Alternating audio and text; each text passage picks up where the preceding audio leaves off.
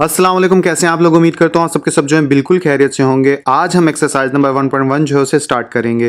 पहला क्वेश्चन आप लोगों को स्क्रीन के ऊपर नज़र आ रहा होगा, find the order of following matrices, कि जितने भी मैट्रिसेस क्वेश्चन नंबर 1 के अंदर हैं उन सब का ऑर्डर आपने मालूम करना है। ठीक है, तो पहला सवाल आप लोगों के माइंड में ये आना चाहिए कि सर मैट्रिसेस किसे कहा जाता है, और दूसरा सवाल ये आना चाहिए कि सर फाइंड द ऑर्डर, मतलब ऑर्डर से क्या मुराद है यहाँ पर। तो पहले मैट्रिसेस के बारे में जानते हैं कि मैट्रिसेस किसे कहा जाता है। अगर मैट्रिसेस क्या होता है ये जानना है आपको, तो पहले पता होना चाहिए मैट्रिक्स किसको कहा जाता है, बिकॉज मैट्रिक्स की प्लूरल फॉर्म जो है वो मैट्रिसेस। तो मैट्रिक्स की डेफिनेशन मैं आप लोगों के साथ शेयर करता हूँ। तो ये डेफिनेशन आपको मैट्रिक्स की स्क्रीन के ऊपर नजर आ रही होगी, जिसमें क्या लिखा हुआ है कि a matrix is an array of numbers. ठीक है, एरे का मतलब आप लोगों को डिस्टर्ब करोगे कि एरे का मतलब ये होता है कि कोई भी चीज़ तरतीब के साथ हो, एक ख़ास शक्ल इख्तियार कर रखी हो। जैसे मिसाल के तौर पे इधर देखें कि के पहले एक लाइन ऐसे जिसमें 6 और 1 लिखा हुआ है, फिर एक ऐसे है 6 और -9 सॉरी 4 और -9 लिखा हुआ है, इधर 24 और 8 लिखा हुआ है। तो बेसिकली अगर आप गौर करो तो ये सारे नंबर एक ख़ास तरतीब के साथ लिखे हुए हैं, तो इसलिए इसको एरे कहा जा सकता है। ठीक है, क्योंकि नंबर्स जो हैं एक ख़ास तरतीब, जैसे स्पेस यहाँ पे भी है, यहाँ पे भी है, यहाँ पे भी है, तो इस तरह के यानी कि कंडीशन में, इस तरह के पैटर्न में आपको जो भी चीज़ नज़र आती है, ठीक है, उसको बोलते हैं एरे ऑफ नंबर्स। ठीक है, कि नंबर्स को एक ख़ास तरतीब के साथ दिखाना। तो एरे ऑफ नंबर समझ में आ गया होगा। अब मैट्रिक्स समझना आसान है कि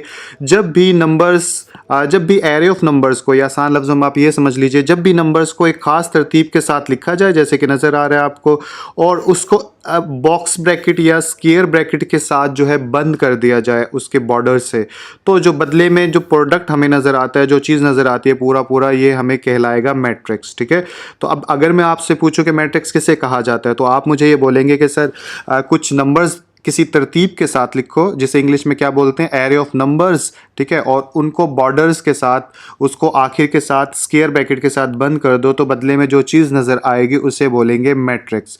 ठीक है, अगर एक इस तरह की यानी प्रोडक्ट हो, एक इस तरह के नंबर्स के साथ ब्रैकेट्स बंद किए हो, तो एक मैट्रिक्स होता है। जब एक से ज़्यादा मैट्रिक्स किसी जगह पे हो तो उसे मैट्रिसेस पढ़ा जाता है। आगे चलेंगे तो मैं आपको बता भी दूंगा फर्दर कि इसे मैट्रिसेस कहा जाता है।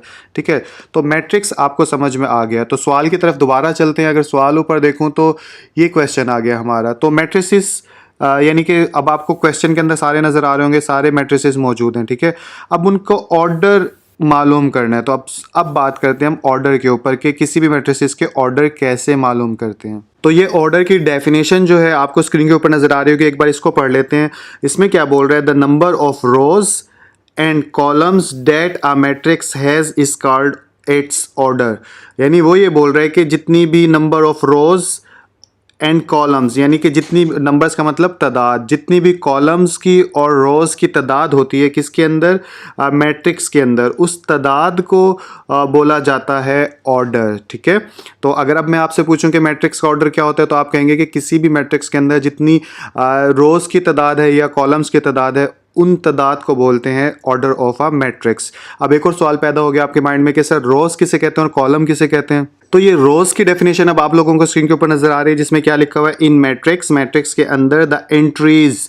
अब एंट्रीज किसे कहा जाता है, किसी भी मैट्रिक्स के अंदर ये जो नंबर होते हैं ना, इनको बोलते हैं एंट्रीज। ठीक है, अब इसके अंदर कितनी एंट्रीज है, 3 3 6 3 9, यानी 9 नंबर्स हैं तो 9 एंट्रीज होगी।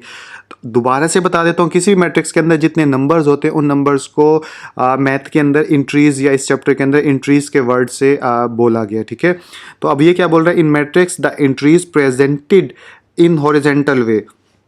वो ये बोल रहा है किसी भी मैट्रिक्स के अंदर जो हॉरिजेंटल किसे बोलते हैं, कोई भी ऐसी लाइन होती है ना उसको बोलते हैं हॉरिजेंटल। तो कोई भी मैट्रिक्स के अंदर जो इस तरह की लाइनें हैं, जैसे कि बॉक्सेस बने भी हुए हैं आप लोगों के लिए, लेकिन मैं इनको कलर कर देता हूँ, इस तरह की लाइंस होती हैं, उनको बोलते हैं रोज ऑफ अ मैट्रिक्स। जैसे किसी मैट्रिक्स के अंदर अगर इस मैट्रिक्स के अंदर 3 रोज हैं, इसीलिए R1 R2 और R3 का इधर नाम दिया गया है। तो इसी तरह किसी भी मैट्रिक्स के अंदर 2 रोज भी हो सकती हैं, किसी के अंदर 3 रोज भी हो सकती हैं, किसी के अंदर 1 रोज भी हो सकती है। तो आपको बुक के पेज पे क्वेश्चन के सूरत में नज़र भी आ रहा होगा। तो जिस मैट्रिक्स के अंदर इस तरह की लाइनें होती हैं उन्हें रोज बोला जाता है। तो अब बात करते हैं कॉलम्स की, कि कॉलम्स किसे कहा जाता है। कि देखें, किसी भी मैट्रिक्स के अंदर अगर इस तरह से नंबर्स को देखा जाए तो उनको बोलते हैं कॉलम्स। जैसे अगर इस तरतीब से देखा जाए तो तीन लाइनें ड्रॉ हो सकती हैं। यहाँ पे लिखा हुआ है ना कॉलम। कॉलम का मतलब ये होता है कि एक ऐसी लाइन को वर्टिकल, यहाँ पे लिखा डेफिनेशन पढ़ लेते हैं कि in matrix all the entries presented in vertical way. ये जो वर्टिकल वे होता है ना, यानी कि वर्टिकल लाइन ऐसी होती है, तो इस तरह से किसी भी नंबर को गिनना उसको बोलते हैं वर्टिकल वे, या कॉलम्स भी कहा जाता है। ठीक है, वर्टिकल वे के हिसाब से गिनने को कॉलम्स कहा जा सकता है। तो इधर 3 हॉरिजॉन्टल कॉलम है, इसीलिए यहाँ पे C1 C2 C3 लिखा हुआ है। तो इस तरह से किसी भी मैट्रिक्स में गिनेंगे तो कॉलम्स कहलाएंगे, और इस तरह से गिनेंगे तो वो रोज कहलाएंगे। तो अब आई होप ये आपको रोज कॉलम्स का चक्कर जो है समझ में आ गया होगा। तो क्वेश्चन नंबर 1 आप लोगों को स्क्रीन के ऊपर नजर आ रहा है। हमारे पास एक मैट्रिक्स है जिसका नाम है ए। एक और बात आपको बता दूं कि जो कोई भी मैट्रिक्स होता है उसका कोई ना कोई नाम ज़रूर होता है। तो यहाँ पर इस मैट्रिक्स का नाम है ए, और हमने मालूम करना है इसका ऑर्डर। तो ऑर्डर मालूम करने के लिए जैसे कि आपको बताया था कि पहले कॉलम्स कितने हैं वो लिखो, फिर रोज़ कितनी है वो लिखो, और उसके बाद वो मेंशन करके बता दो। तो यहाँ पर मैं लिख देता हूँ। तो ये नंबर ऑफ़ रोज़ हमने मालूम करनी है कि ये कितनी है। तो इसमें देखिए एक रो ये है, एक रो ये है, तो 2 रोज़ हैं। तो इधर मैं क्या लिख दूंगा, इधर मैं लिख दूंगा 2। और इसके अलावा कॉलम्स कितने हैं, कॉलम्स गिने तो 1, एक कॉलम ये है, एक कॉलम ये है, तो 2 कॉलम है इसके अंदर। तो यहाँ पे लिख दूंगा 2।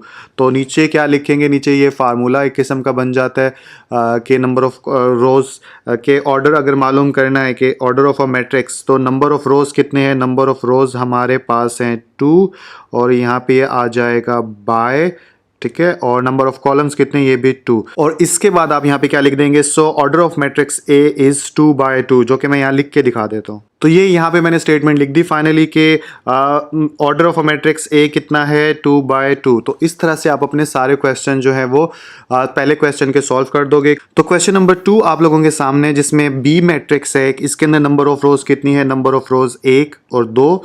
तो 2 रोज हैं इधर, तो आप यहाँ पे लिख देंगे 2, और 2 ही कॉलम है इधर। देखिए पिछले क्वेश्चन की तरह ये ऐसे ऐसे, तो यहाँ पे भी लिख देंगे आप 2।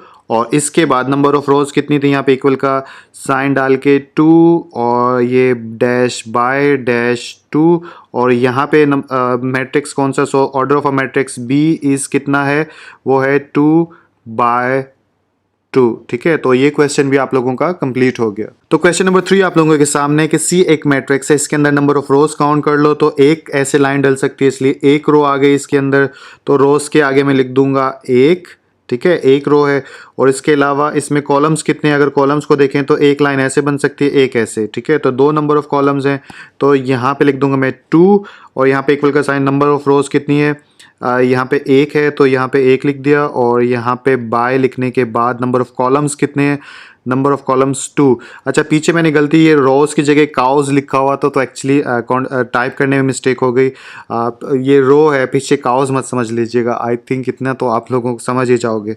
तो नीचे ऑर्डर ऑफ अ मैट्रिक्स इसका क्या हो जाएगा, तो मैट्रिक्स का नाम क्या है, सी, तो यहाँ पे लिखा सी, और क्या ऑर्डर है 1/2। तो ये इसका आंसर हो जाएगा। तो क्वेश्चन नंबर 4 आप लोगों को स्क्रीन के ऊपर नजर आ रहा है। डी एक मैट्रिक्स है, इसके अंदर नंबर ऑफ रोज काउंट करो, एक लाइन ऐसे, एक ऐसे, एक ऐसे, तो 3 रोज बनती हैं इसके अंदर। तो यहाँ पे मैं लिख दूंगा नंबर ऑफ रोज के सामने 3, और नंबर ऑफ कॉलम्स देखें तो सिर्फ एक कॉलम बनता है, तो इसलिए यहाँ पे लिख दूंगा मैं सिर्फ 1। ठीक है, और नंबर ऑफ रोज के आगे मैं डाल दूंगा 3, और यहाँ पे आ जाएगा बाय, और नंबर ऑफ कॉलम्स के आगे डाल दूंगा 1। और इन दी एंड आंसर क्या बन जाएगा इस ऑर्डर ऑफ मैट्रिक्स, कौन सा, डी का ऑर्डर ऑफ मैट्रिक्स मालूम कर रहे थे, तो यहाँ पे आ गया डी, और यहाँ पे आ जाएगा 3/1, और ये क्वेश्चन भी सॉल्व हो गया।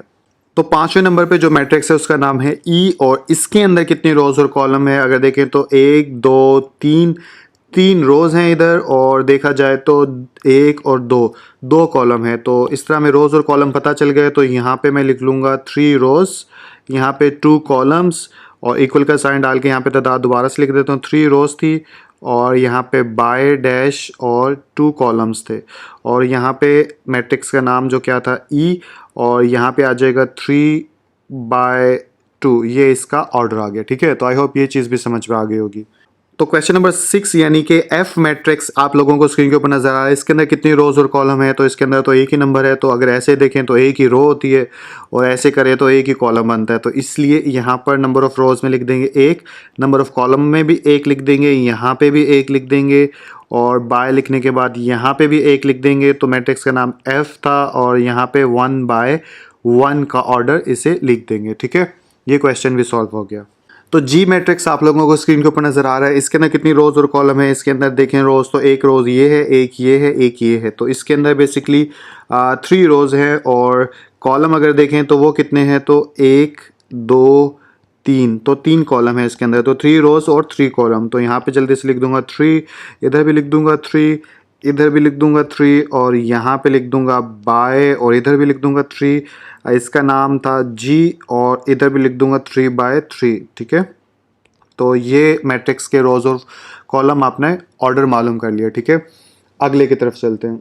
तो मैट्रिक्स एच आप लोगों को नजर आ रहा है। इसके अंदर कितनी रोज और कितने कॉलम हैं, देखें तो ये एक रो, ये एक रो, ये तो 2 रोज हैं इसके अंदर और कॉलम कितने, 1 2 3, तो 3 कॉलम है। तो मैं लिख दूंगा 2 रोज यहाँ पर और 3 कॉलम और यहाँ पे इक्वल का साइन डाल के मैं लिखूंगा 2/3। ठीक है, और इसके बाद यहाँ पे मैट्रिक्स का नाम है एच और यहाँ पे आ जाएगा 2/3 और ये इसका आंसर होगा। तो क्वेश्चन नंबर 1 से आप लोगों ने ये सीख लिया कि किसी भी मैट्रिक्स का ऑर्डर जो है वो कैसे मालूम करते हैं और उसे कैसे लिखते हैं। एंड में आखिरी बार बता रहा हूँ कि किसी भी ऑर्डर को ऐसे लिखा जाता है। ठीक है, अगले क्वेश्चन की तरफ चलते हैं। तो क्वेश्चन नंबर 2 आप लोगों को स्क्रीन के ऊपर नजर आ रहा है जिसमें क्या लिखा हुआ, which of the following matrices are equal. के जितने भी क्वेश्चन नंबर 2 के अंदर मैट्रिसेस दिए गए हैं वो सब के सब कौन कौन से आपस में एक दूसरे के बराबर हैं। तो अब सवाल ये पैदा होता है कि सर कोई से 2 मैट्रिक्स आपस में कब बराबर होते हैं। तो इसके लिए थोड़ा सा पढ़ लेते हैं, देख लेते हैं कि कब 2 मैट्रिक्स आपस में बराबर होते हैं। तो यहाँ पे लिखा हुआ है कि let A and B 2 matrices. मिसाल के तौर पर ए और बी जो है वो 2 मैट्रिसेस हैं। जैसे ये ए एक मैट्रिक्स है और ये बी दूसरा मैट्रिक्स है। तो ये then A is set to be equal to B. तो उस कब ए बी के बराबर होगा, इसकी 2 शर्तें हैं। ठीक है, ये यहाँ लिखा हुआ है ना, if and only if. 2 conditions हैं, 2 शराइत हैं, अगर वो पूरी होती हैं दोनों मैट्रिक्स के अंदर तो ये दोनों मैट्रिक्स जो हैं एक दूसरे के बराबर कंसीडर कर लिए जाएंगे। अब वो कौन कौन सी हैं। पहली शर्त ये है कि the order of A is equal to the order of B. जो ऑर्डर ए का है, ए मैट्रिक्स का है, वही बी मैट्रिक्स का होना चाहिए। तो ऑर्डर अब देखें तो इसमें भी 2 रोज हैं और इसमें भी 2 रोज हैं, इसमें भी 2 कॉलम हैं और इसमें भी 2 कॉलम हैं। तो ऑर्डर तो हमारा हो गया सेम। ठीक है, तो पहली शर्त जो है वो पूरी हो गई। दूसरी शर्त में क्या कहते हैं, there corresponding entries are equal. Corresponding किसे कहा जाता है, जैसे कॉरस्पॉन्डिंग बोलते हैं कि अगर एक मैट्रिक्स में कोई किसी जगह पर ए, जैसे फॉर एग्जांपल इस जगह पे 1 है तो दूसरा मैट्रिक्स जिसको जो इसके बराबर होगा उसमें भी इस जगह पर 1 होना चाहिए। इसी तरह जैसे यहाँ पर 2 है तो दूसरे मैट्रिक्स में भी ठीक इसी जगह 2 होना चाहिए। तो इसको बोलते हैं कॉरस्पॉन्डिंग, कि एक मैट्रिक्स में जो चीज़ जिस जगह है दूसरे मैट्रिक्स में भी वो उसी जगह होना चाहिए। तो अगर आप देखें तो ए 3 और -4, इधर भी 3 और -4, तो इट्स मीन के दूसरी शर्त भी जो है हमारी पूरी हो गई, जो दोनों मैट्रिक्स की सेम एंट्रीज हैं कॉरस्पॉन्डिंग लेवल पे। तो इसलिए हम कंक्लूजन के तौर पे यहाँ पे क्या लिख सकते हैं कि मैट्रिक्स ए जो है वो इक्वल है मैट्रिक्स बी के। तो इन 2 शर्तों को हम क्वेश्चन नंबर 2 के अंदर हर आपस में देखेंगे। आपस में देखने के बाद जो 2 आपस में बराबर होंगे उनको हम इक्वल करार दे देंगे, जो बराबर नहीं होंगे उनको नॉट इक्वल करार दे देंगे। ठीक है, तो क्वेश्चंस करूँगा आपको और अच्छे से समझ में आ जाएगा। तो ये हमारे सामने क्वेश्चन नंबर 2 आ गया पूरा। आप देखते हैं इसमें कौन कौन सा किसके बराबर है। ठीक है, तो सबसे पहले ए हमारे पास है। ए में क्या है, 3। तो देखिए किस में 3 आता है, तो देखिए आप सी के अंदर जो है वो 3 आता है। कैसे, यहाँ पे लिखा है सी इज इक्वल टू 5 - 2। तो 5 में से 2 गए तो कितना आ जाएगा, हमारे पास आ जाएगा 3। तो इट्स मीन ए किसके बराबर हुआ, ए बराबर हुआ सी के। प्रूफ कर दिया मैंने। तो अब मैं यहाँ पे क्या लिख सकता हूँ, मैं यहाँ पे लिख सकता हूँ ए बराबर है सी के। और इसमें कौन सा बराबर है, और देखें तो ये बी जो है ये बराबर है आई के।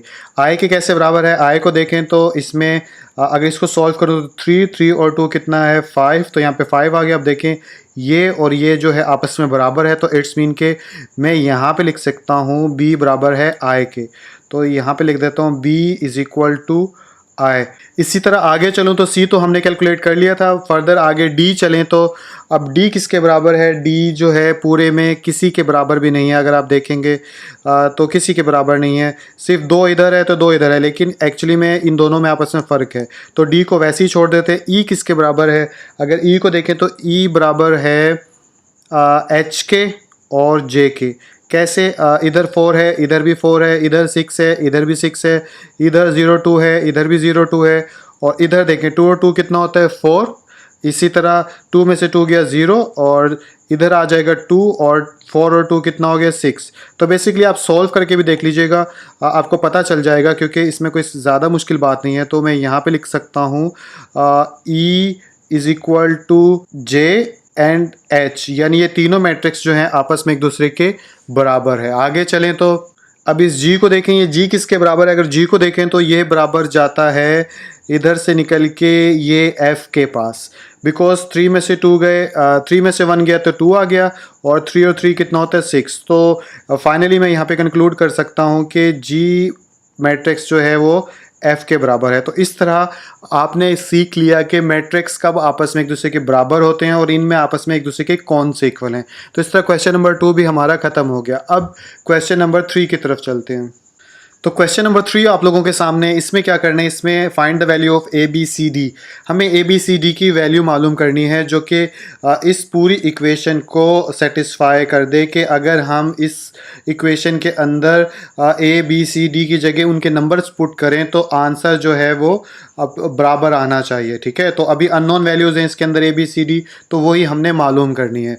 अब मालूम करने के लिए क्या करेंगे, मालूम करने के लिए हम सबसे पहले लिखेंगे a प्लस सी, और यहाँ पे आ जाएगा 0। अब आप सोच रहे होंगे सर ये कैसे आया, एक्चुअली पहले मैं लिख लूँ फिर आपको बताता हूँ कि ये सब क्यों आया। ठीक है, और यहाँ पर आ जाएगा a प्लस 2b, और यहाँ पे आ जाएगा -7, और इधर आ जाएगा c -1 इज इक्वल टू 3, और उधर आ जाएगा 4d - 6 is equal to 2d। इसको मैं नाम दे देता हूँ इक्वेशन 1 का, इसको दे देता हूँ इक्वेशन 2 का, इसको इक्वेशन 3 का, और इसको दे देता हूँ इक्वेशन 4 का। ठीक है, तो अब मैं आपको बताता हूँ। तो देखिए, अभी हमने पिछले क्वेश्चन में देखा है कि जो भी मैट्रिक्स आपस में एक दूसरे के बराबर होते हैं उन सब की जो इंट्रीज़ होती हैं वो भी एक दूसरे के बराबर होती है। अगर इंट्रीज़ बराबर नहीं है तो इट्स मीन कि वो इक्वल नहीं हो सकता। अब इस क्वेश्चन में हमें पहले ही पता चल गया कि ये दोनों जो मैट्रिक्स हैं एक दूसरे के बराबर है, बस हमें ये नहीं पता कि इसके अंदर ए बी सी डी की वैल्यू क्या है, जो कि हम मालूम कर लेंगे। तो लेकिन ये हमें पता है कि बराबर है, इसलिए हम ये किसके बराबर हो गए, कॉरस्पॉन्डिंग इसके। ये इसकी कॉरस्पॉन्डिंग कौन सी है, ये वाली। इसकी कॉरस्पॉन्डिंग कौन सी, ये वाली। इसकी कॉरस्पॉन्डिंग कौन सी, ये। तो बिकॉज हमने पिछले क्वेश्चन में अभी सीखा है कि कॉरस्पॉन्डिंग एंट्रीज बराबर होती हैं इक्वल मैट्रिक्स के अंदर, तो इस लिहाज से हमने ये सारी इक्वेशनें जो हैं 4 बना ली। अब इन चारों को हम 1 बाय 1 सॉल्व करके इनके अंदर से जो अननोन वैल्यूज़ हैं वो हम मालूम कर लेंगे। तो सॉल्व करने लगेंगे तो सबसे पहले हम थर्ड इक्वेशन को सॉल्व करना शुरू करेंगे, और जिसके लिए हम इक्वेशन के स्टेटमेंट भी पहले डाल देते हैं कि फ्रॉम इक्वेशन नंबर 3। लेकिन सवाल यहाँ पे ये पैदा होता है कि सर थर्ड इक्वेशन से ही क्यों शुरू करेंगे, बिकॉज अभी आपको मैं बताता हूँ सॉल्व करने के बाद। ये मैंने यहाँ पे थर्ड इक्वेशन लिख ली, c - 1 इज इक्वल टू 3। अब c की वैल्यू मालूम करनी हो तो ये -1 उधर जाके क्या हो जाएगा +1। कोई भी चीज़ इधर माइनस की होती है उधर जाके क्या हो जाती है प्लस की। ठीक है, इक्वल के। तो यहाँ पे आ जाएगा 3 + 1, और c इक्वल आ गया हमारे पास, सॉरी 4 लिख दिया मैंने, यहाँ पे आएगा c 3 + 1, और यहाँ पे आ जाएगा c इज इक्वल टू 4। तो इस तरह मेरे पास c की वैल्यू आ गई। अब आपका सवाल कि सर सबसे पहले थर्ड इक्वेशन को क्यों सॉल्व किया, बिकॉज देखिए आप इनमें से अगर इसको सॉल्व करें कोई वैल्यू नहीं निकलेगी, इसको सॉल्व करें इससे भी कोई नहीं निकलेगी, इसको करेंगे तो c की वैल्यू निकल आएगी। अब c की वैल्यू निकलने से हम क्या करेंगे, c की वैल्यू पुट कर सकते हैं किसी और के अंदर। ठीक है, और फिर उसकी वैल्यू निकल आएगी। तो इस तरह से चेन बनाने के लिए हमने क्रैक किया सवाल, और सबसे पहले c को टारगेट करा या c को ढूंढा और c की वैल्यू मालूम कर ली। अब मैं c की वैल्यू किस में पुट करूं, अगर c की वैल्यू मैं इसमें पुट करूंगा इक्वेशन नंबर 1 में, तो मेरे पास a की वैल्यू आ जाएगी। इसलिए अब मैं यहाँ पे लिख दूंगा फ्रॉम इक्वेशन नंबर 1, और इक्वेशन नंबर 1 हमारे पास क्या है कि a + c, यहाँ पे लिख दूंगा अब मैं a + c, और इसके अंदर जो है a plus c is equal to zero था ना, ऊपर से अगर मैं दिखाऊँ ये देख लें, आप ऊपर देख लें, a plus c is equal to zero था, ये यहाँ पे ये लिख दी। अब इसके अंदर सी की वैल्यू पुट कर देंगे, मैं यहाँ पे लिख भी देता हूँ पुट ताकि पता चले। अब सी की वैल्यू क्या है, ए प्लस सी की वैल्यू थी 4, तो यहाँ पे लिखा 4 इज इक्वल टू 0। अब प्लस 4 है, उधर जाके क्या हो जाएगा -4। तो इस तरह फाइनली हमारे पास ए की वैल्यू जो है वो भी आ गई। अब हम ऊपर देखेंगे ए की वैल्यू किस में पुट करेंगे, हमारी एक और वैल्यू निकला है। तो अगर ए की वैल्यू मैं 2 के अंदर पुट करूँगा तो मेरे पास बी की वैल्यू आ जाएगी। तो 2 के अंदर ए की वैल्यू पुट कर देते हैं, जिसके लिए दोबारा स्टेटमेंट लिखूंगा। तो ये मैंने यहाँ पे स्टेटमेंट लिख दी फ्रॉम इक्वेशन 2, क्योंकि अब 2 को सॉल्व करने लगे हैं। सेकंड इक्वेशन हमारे पास है a plus 2b is equal to -7, तो यहाँ पे लिख लूँगा a plus 2b is equal to -7। दोबारा से चेक कर लेते हैं, a plus 2b is equal to -7, ठीक है, यही है। अब a की वैल्यू इसमें पुट करेंगे तो यहाँ पे आ जाएगा -4, यहाँ पे लिख भी देता हूँ पुट, ठीक है, ताकि पता रहे। और इसके बाद plus 2b is equal to -7, further आगे चलाऊँ तो 2b -4 उधर जाके क्या हो जाएगा +4, तो -7 +4, और यहाँ पे आ जाएगा b 2b is equal to, अब यहाँ पे आ जाएगा माइनस का नंबर बड़ा है तो -3, और जो चीज़ इधर मल्टीप्लाई होती है दूसरी तरफ जाके क्या हो जाती है डिवाइड, तो इधर -3 डिवाइड बाय क्या आ जाएगा 2, और फर्दर इसको कैलकुलेटर पे आप डिवाइड करेंगे तो b बराबर आ जाएगा -1.5। तो इस तरह से हमारे पास b की वैल्यू जो है वो भी आ गई है। अब हम यानी कि b की वैल्यू किसी में पुट कर सकते हैं, तो ऊपर देखिए आप b की वैल्यू पुट नहीं कर सकते, लेकिन साथ में हमारी ये भी सोल्व हो गई, इससे भी वैल्यू निकाल ली, इससे भी वैल्यू निकाल ली, अब ये रह गया। तो इसके अंदर सिर्फ d है, तो d की वैल्यू इस अकेली इक्वेशन से खुद से निकल आएगी। तो इसी इक्वेशन को लिख देता हूँ और फिर d की वैल्यू निकाल के दिखाता हूँ। तो ये मैंने यहाँ पे स्टेटमेंट लिख दी कि फ्रॉम इक्वेशन नंबर 4, और इसमें 4d - 6 है लिखा हुआ, तो यहाँ पे लिख लूँगा 4d - 6 इज इक्वल टू है हमारे पास 2d, ठीक है, तो यहाँ पे आ जाएगा 2d, ठीक है। अब मैं क्या करूँगा, 6 को उधर ले जाता हूँ, 4d is equal to 2d, इधर -6 है तो उधर जाके क्या हो जाएगा +6, तो इधर +6 आ गया, और इधर आ गया 4d, 2d इधर प्लस का, इधर आके क्या हो जाएगा -2d, इधर आके माइनस का हो गया, इधर 6 रह गया और 4d में से 2 गया, तो 2d इज इक्वल टू 6, और 2 इधर मल्टीप्लाई, उधर जाके क्या हो जाएगा डिवाइड, और फर्दर इसको करें 2 3 द 6, तो d की वैल्यू हमारे पास क्या आ गई 3। तो इस तरह हमें d की वैल्यू भी पता चल गई। तो फाइनली d भी हमारे पास आ गया, b भी आ गया, a भी आ गया, c भी आ गया। तो अब हम इसको आंसर के तौर पे लिख देंगे। तो हम यहाँ पे लिखेंगे अब 100, ठीक है, a बराबर किसके है, a बराबर है -4, तो यहाँ पे आ जाएगा -4। b किसके बराबर है, b बराबर है -1.5, -1.5। c किसके बराबर है, c बराबर है 4 के, तो यहाँ पे आ जाएगा c इज इक्वल टू 4, और d बराबर है 3 के, ऊपर नज़र आ रहा है तो ये 3 के। तो ये वो सारी वैल्यूज़ हैं जिनको अगर हम इस क्वेश्चन के अंदर पुट करेंगे, पूरी एक्सप्रेशन जो है वो एक दूसरे के बराबर आ जाएंगे, ठीक है। तो आई होप ABCD की वैल्यू भी मालूम करना आपने सीख ली। आसान सी एक्सरसाइज थी, लेकिन मैंने ज़्यादा मेहनत से डिटेल के साथ इसलिए करवाई है बिकॉज अगर किसी भी एक्सरसाइज के अगर बेस नहीं आती, आपको बुनियादी उसूल नहीं आते, तो मैथ में आगे चल के आपको ज़्यादा मुश्किल होगी। तो इसलिए मैथ के बेसिक्स पे खास ध्यान रखने चाहिए, ठीक है। तो इंशाल्लाह आप लोगों से अगली वीडियो के अंदर मुलाकात होती है। अपना ख्याल रखिएगा। अल्लाह हाफिज़।